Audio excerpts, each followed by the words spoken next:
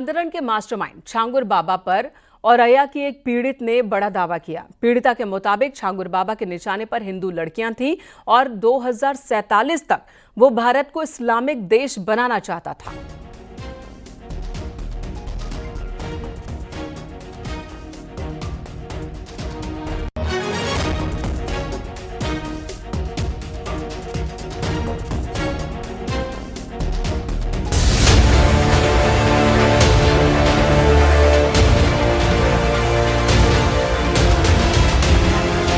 छांगुर बाबा का ताबीज वाला जाल, इस्लामिक देश बनाने की चाल, औरैया की महिला का खुलासा, ताबीज, झाड़ फूंक और वशीकरण और फिर धर्मांतरण के मास्टरमाइंड छांगुर बाबा को लेकर अब नया चौंकाने वाला खुलासा हुआ है। धर्मांतरण की शिकार एक पीड़ित ने इस गैंग के एक गुर्गे पर बेहद संगीन आरोप लगाए हैं। दावा है कि मेराज अंसारी नाम का लड़का उससे रुद्र शर्मा के नाम से मिला। मेराज अंसारी ने उसके परिवार को पहली बार छांगुर बाबा से मिलवाया। इसी बहाने मेराज अंसारी ने नाम छिपाकर परिवार के लोगों से मेल जोड़ बढ़ाया। बाद में धोखे से पीड़ित का धर्मांतरण करवाया और जबरन शादी की। कानपुर जा रहे थे हम अपने मायके, वहीं पे तो सलमा नाम का लड़का मिला था हमको और मम्मी परेशान थी तो उसने कहा कि हम तुम्हारे पति की शराब छुड़वा देंगे, एक बाबा हैं छांगुर के।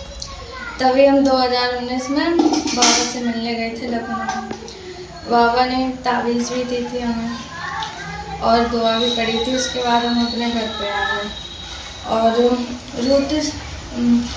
रुद्र शर्मा का असली नाम मेराज अंसारी था। पीड़ित के मुताबिक उसे 3 महीने तक कैद रखा गया और छांगुर बाबा ने वीडियो कॉल पर उसे इस्लामिक नाम दिया और धर्म परिवर्तन करवाया। पीड़ित का दावा है कि छांगुर बाबा के गैंग के निशाने पर हिंदू लड़कियां थीं। छांगुर बाबा 2047 तक भारत को इस्लामिक देश बनाने की बात करते थे। मस्जिद में एक औरत थी सवा नाम की, उसको मेरी नकली माँ बनाया गया था और उसके भाई थे और अब्बू थे, अम्मी थे। वो लोग रोज छांगुर बाबा से वीडियो कॉल पे बात करते थे और भारत को इस्लामी मुल्क बनाने की बातें करते थे 2047 तक। पीड़ित के माने तो किसी तरह वो छांगुर बाबा के गैंग से खुद को बचा पाई, हालांकि इसके लिए उसे बड़ी कीमत भी चुकानी पड़ी। 3 महीने के बाद फिर हम अपने घर पे आ गए भाग के। उसके बाद वो भी मेरे पीछे आ गया मेराज ने मेरे पापा को मेरी वीडियो दिखाए घंटे मेरे पापा ने डिलीट करने के लिए बोला। उसने कहा कि तो अपनी छोटी बेटी की शादी हमसे करा दो, हम ये वीडियो डिलीट कर देंगे। मेरे पापा ने गुस्से में उसके सर पे लोहे का रॉड मार दिया, तभी वो बेसमेंट में गिर के मर गया और मेरे मम्मी पापा दोनों को जेल में भेज दिया गया। औरैया से लेकर फतेहपुर, कानपुर और लखनऊ तक फैले इस धर्मांतरण नेटवर्क की परतें खुल रही हैं। लेकिन सवाल है कि इस तरह का रैकेट चलाने वाला छांगुर बाबा आखिर इतने दिनों तक कैसे छिपता रहा।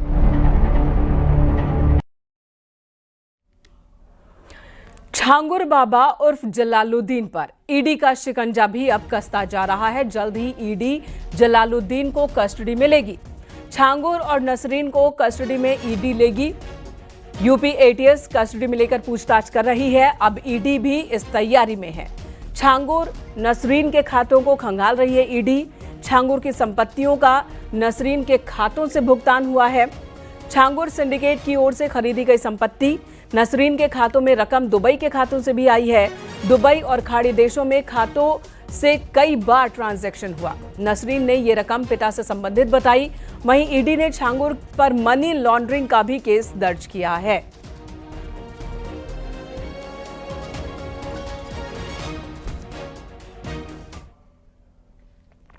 उधर शाहजहांपुर में भी छांगुर जैसा ही एक मामला सामने आया। एक मुस्लिम लड़के पर हिंदू नाम रखकर हिंदू लड़कियों के यौन शोषण और धर्म परिवर्तन के लिए दबाव बनाने के आरोप लगे। इस मामले का खुलासा हुआ, जिसके बाद हिंदू संगठनों ने हंगामा किया। हंगामे के बाद पुलिस ने आरोपी नावेद उर्फ कासिम पठान को गिरफ्तार किया है। नावेद ने अपना नाम शिव वर्मा बताया था और इसी नाम से लड़कियों से दोस्ती करता था। उसके मोबाइल फोन से 12 से ज्यादा हिंदू लड़कियों के अश्लील वीडियोस मिले हैं, फोटोज मिले हैं। आरोपी नावेद उर्फ कासिम पठान हाथ में कलावा बांधता था, माथे पर तिलक लगाता था, खुद को सोशल मीडिया पर हिंदू बताता था। इतना ही नहीं, वो अपना नाम शिव वर्मा बताता था। एक पीड़िता की शिकायत के बाद ये मामला सामने आया, जिसके बाद हिंदू संगठनों ने चौक कोतवाली के बाहर हंगामा किया। हंगामे के बाद पुलिस ने आरोपी को गिरफ्तार किया। सुधर जाओ, सुधरने का अभी भी मौका है लास्ट।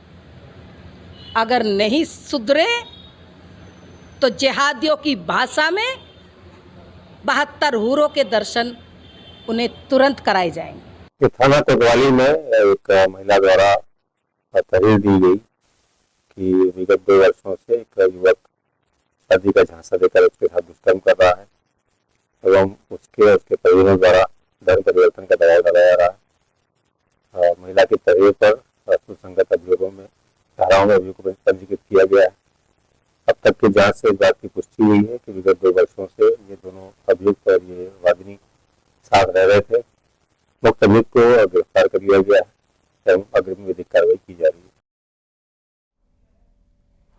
है। वाराणसी में पुलिस ने फर्जी एनएसजी कमांडो को गिरफ्तार किया। अब तक हुई पूछताछ और जांच में इस नटवरलाल के 25 महिलाओं से संबंध का खुलासा हुआ। खास बात यह है कि इस फर्जी कमांडो ने इन 25 में से अधिकतर महिलाओं से शादी तक की है। आरोपी के पास से फर्जी मेडल, आईडी कार्ड समेत कई अहम दस्तावेज मिले।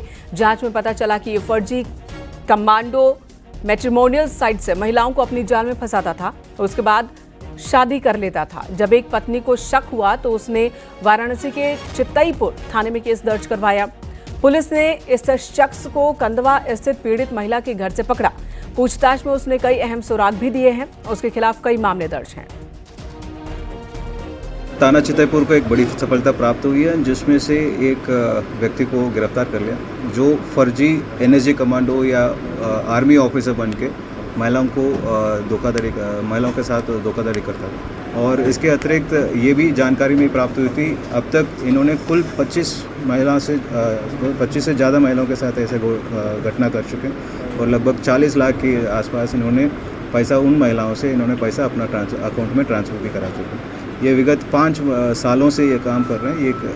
ये तेलंगाना पुलिस से भी जानकारी प्राप्त हुई।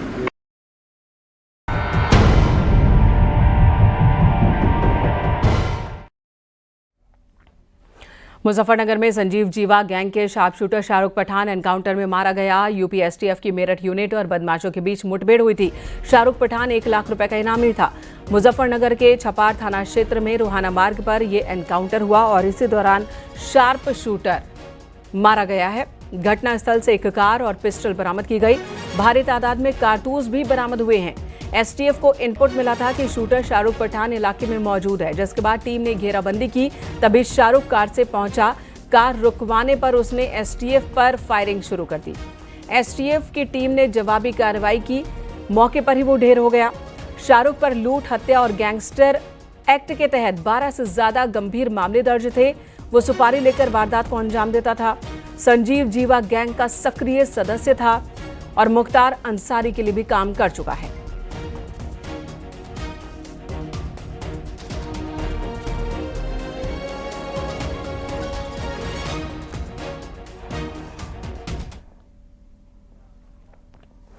प्रदेश में पुलिस का अपराधियों के खिलाफ कार्रवाई लगातार जारी है।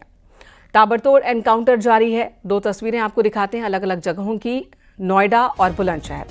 नोएडा में थाना फेज 1 पुलिस और बदमाशों के बीच मुठभेड़ हुई और इस दौरान एक बदमाश गोली लगने से घायल हुआ।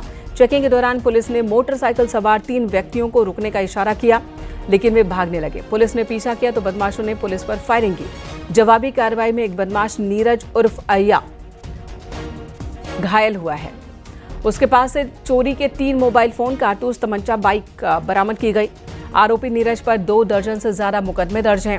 पुलिस ने दोनों बदमाशों को कॉम्बिंग में गिरफ्तार किया। दूसरी तरफ बुलंदशहर की तस्वीर, ट्रांसफार्मर चोरी कर रहे बदमाशों से पुलिस का एनकाउंटर हुआ और इस दौरान 2 बदमाश गोली लगने से घायल हुए। पुलिस ने घेराबंदी कर उसके 2 और साथियों को भी गिरफ्तार किया है। इनके पास से 2 तमंचे, 3 जिंदा कारतूस, 1 कार और 1 बाइक बरामद की गई।